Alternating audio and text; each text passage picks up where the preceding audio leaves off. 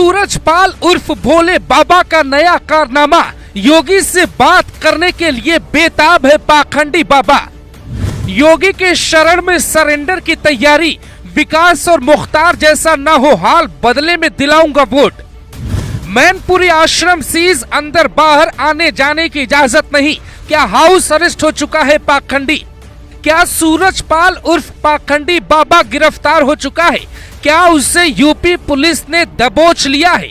न पुलिस को सीसीटीवी की चिंता, न पुलिस मार रही छापा। दूसरे केस की पड़ताल और इस केस की कहानी अलग क्यों लगती है? एसटीएफ टीम की एंट्री न होना साफ दावा करता है कि बाबा का गला यूपी पुलिस के हाथों में पहले से ही है। क्या आश्रम में ही बाबा को पुलिस ने छिपा रखा है?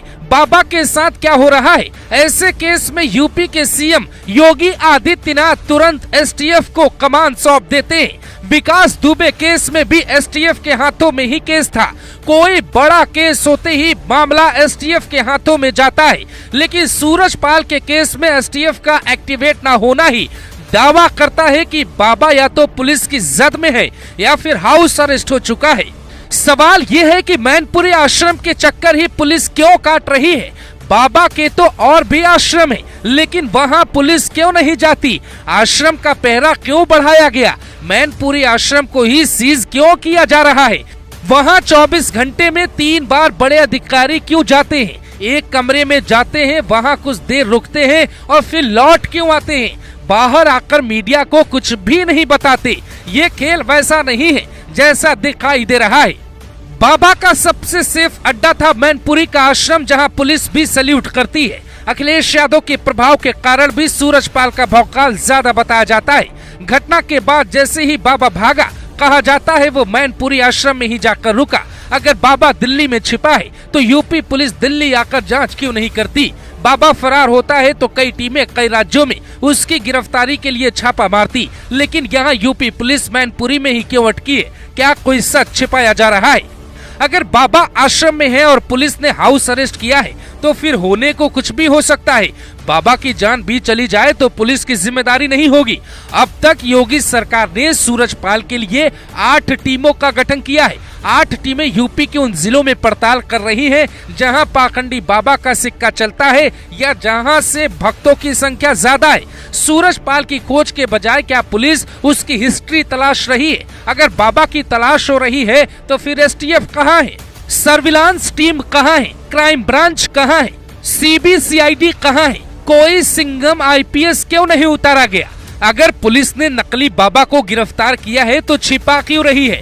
क्या होने वाला है? किसी सुबह कोई बुरी खबर मिल जाए तो हैरानी नहीं होगी। शक की सुई इसलिए गहरी हो जाती है क्योंकि पुलिस का फोकस ना तो सीसीटीवी कैमरे पर है, न ही बाहरी राज्य में कोई टीम छापा मार रही है। ऐसा कैसे हो सकता है? इतने पावरफुल व्यक्ति की छिपने की जगह सिर्फ यूपी हो सकती है। ऐसे केस में आमतौर पे अपराधी उत्तराखंड के रास्ते नेपाल भागने की कोशिश करते हैं या फिर किसी दूसरे राज्य में शरण लेते हैं या वो अपना लगातार लोकेशन बदलते हैं। लेकिन यहाँ पाखंडी बाबा का खेल एकदम अलग है। वो वकील से बात कर रहा है, वो फोन कर रहा है, वो सब कुछ देख रहा है। यहाँ तक कि यूपी पुलिस तक अपना लेटर पहुँचाकर दावा करता है कि वो गुनाहगार नहीं है। ये कैसे संभव हो सकता है? अगर उसने अपने वकील एपी सिंह से बात की तो पुलिस को एपी सिंह की मदद से वहां तक पहुंच सकती थी, लेकिन कोशिश क्यों नहीं की गई? योगी सरकार बाबा को कोई चोट अभी नहीं पहुंचा सकती है, इसीलिए इसकी कुंडली खंगाली जा रही है। जैसे ही बाबा की हिस्ट्री हाथ में आएगी, सूरजपाल का हर आश्रम कुछ दिनों में तोड़ दिया जाएगा। नियम यही कहता है, आयोजकों पर ही एफआईआर होती है। चूँकि सूरजपाल के नाम से परमिशन नहीं ली गई थी, इसीलिए सूरजपाल पे कोई एफआईआर नहीं है। सूरजपाल का खेल खत्म समझिए, बस थोड़ा इंतजार करें। ऐसे केस के आरोपी अपना लोकेशन बदलते हैं, इसीलिए पुलिस की टीम भी अपना लोकेशन बदलती है। लेकिन यह मामला हाथरस मैनपुरी आगरा तक ही क्यों सिमट रहा है? आगरा की क्राइम ब्रांच को भी शामिल किया गया है। वो बाबा का इतिहास खंगाल रहे हैं, लेकिन सवाल ये है कि क्या बाबा आश्रम में ही अरेस्ट हो चुका है? और अगर इसकी जानकारी पुलिस के रजिस्टर में नहीं है तो फिर होने को कुछ भी हो सकता है। योगी की माया योगी ही जाने।